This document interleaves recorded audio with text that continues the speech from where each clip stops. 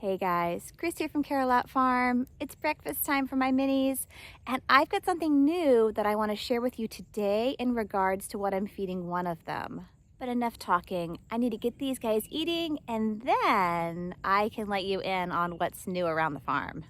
So we're big on routines. The first step of feeding though, Lady needs to go into her stall.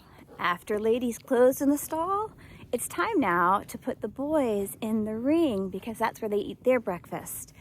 This routine we established at least a month and a half ago, and it's working really well. The boys follow me down here into the ring. I put their feed tubs on the ground, and then I do close that gate behind me, which kind of keeps them separated so I can do what I need to do next. Now that I have Lady in the stall and the boys down in the ring waiting patiently, I start off by feeding the three of them before I bring the other two minis into their feedlots. Waiting for breakfast can feel like an agonizing thing. So I do start with the boys just because they have been so good to follow me here into the ring. And after that, I will drop Lady's feed. The boys are still getting just a small token handful, and that is more than enough to keep them happy. The real reason I now put the boys in the ring is they used to really want to bombard me when I would be walking through the barnyard to feed Lady or even coming in with their feed. And because I felt they were getting a little pushy, I'm not going to say aggressive, but they're very food motivated. I wanted to find a routine that allowed them to be their best selves and to not be instilling poor habits. So that's why they get locked in the ring before I walk in with anyone's food. Even Lady here was beginning to get a little pushy when I would be walking in with her grain, and I can't blame her. They're hungry, they're horses. And so when I was beginning to see that, she was getting a little pushy, she was beginning to pin her ears, not only at me because she wanted her food, but really she was getting aggressive towards the boys. And that's when I kind of immediately said, okay, let's regroup. And so she gets closed up, they get closed up, and then I come in with food and we're not creating those bad habits. In working with my horses, I feel it's really, really important that we are doing everything we can to create the good habits and not the bad ones.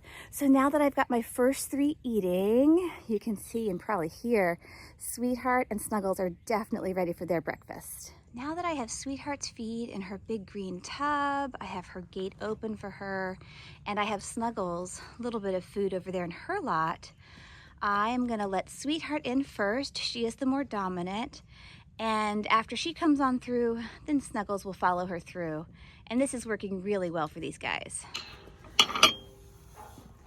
When creating a routine, I'm trying really hard to find something that we can replicate day after day for consistency. As soon as Sweetheart is closed in her feedlot, I then let Snuggles into her neighboring feedlot, and while she eats on that little handful of grain, I'm going to fetch her a flake of hay. I don't know about you, but I am finding that some of my bales of hay have been cut a little inconsistently. Sometimes the flakes are really skinny, sometimes they're really fat, and so to tell someone, oh, feed a flake of hay, not all flakes are created equal. This current bale has really small flakes, which I actually prefer because when I feed Snuggles her one flake in the morning, she doesn't need a giant flake. So these little flakes are really perfect for her. So I'm going to grab one for her, and then the boys will get a flake as well to nibble on. Their weight is looking really good right now, so I don't think that they need more than one flake since they still have a little grass. Another part of our feeding routine that I've established is the boys get to be my two bucket lickers. They really get just a very small handful of grain, and this way they can lick the buckets clean. It makes them really happy.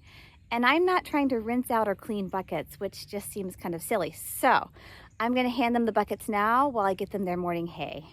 Starting today, I have begun to give Sweetheart a new natural remedy antihistamine in addition to her 3 crushed antihistamine tabs. The tabs, she gets 3 in the morning and 3 at night. And so I am going to start this kind of natural remedy antihist, they call it. We're going to try that for another month, and we'll see if that doesn't give her a little more relief because she is still continuing to have issues, and I'm definitely suspecting that it's some sort of allergen that's out in the pasture, in the woods, just an environmental issue. So we'll see how that works. I'll keep you posted. I had been giving her the cough free, and I think that was working a little bit. I'll go back to that though after I do this next trial. I just didn't want to be overloading her with these natural remedies.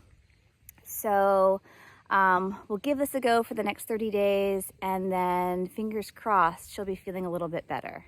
I'm not gonna lie, every morning I come out to feed Sweetheart, I say a little prayer that she's having a good day and I find her in a good state. Some mornings I come down and she's wheezing more heavily. Some mornings I come down and she's got like thick yellow nasal discharge.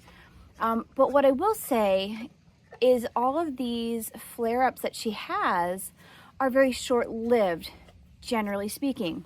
So for example, 2 mornings ago I came down and she had that yellow nasal discharge.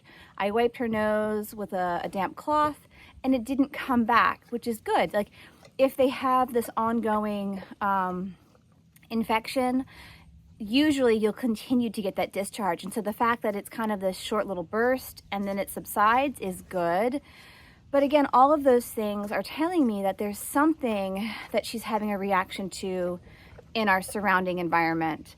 She's not on any sort of bedding, she's not getting any loose hay, and that really leaves me to that environmental piece. And I can't look around and go, oh, I have this blooming or that blooming, because my fields, like you've seen, there's hardly anything out in the fields. There's nothing tall, blooming. And so I don't know if it's dust, I don't know if it's mold, I don't know if it's pollen. I have no idea what it is. So I do think we might want to consider allergy testing at some point. The vet I was working with late in the summer is currently on maternity leave, and so before I start kind of talking about any further testings, I think I'll wait for her to come back. I really enjoyed speaking with her. She seems to have a really good working knowledge of horses with asthma and heaves. So right now I'm just kind of doing what I can to keep Sweetheart here comfortable, which is why I tried the cough free for the last month or more, and now I'm gonna take a rest from that, and we're going to try this new antihistamine in addition, again, to her daily tabs. So we'll see. But something else I wanted to mention is the other day when I came out, a different sign of an allergen or allergy reaction is Sweetheart had this like sticky kind of weepy spot on her neck and underneath her jaw. And I washed it really good with a betadine scrub. I did that for 2 days in a row, and this morning it looks much, much better. I don't see that glistening weepiness that I had been seeing. There were no lumps or bumps. She does not have strangles or anything like that. So I knew it was just an allergy reaction that she was having. As soon as my horses finish eating, I try to turn them out. Sweetheart, you can see, is in the back field. She's waiting for Snuggles, who's still finishing up her morning hay.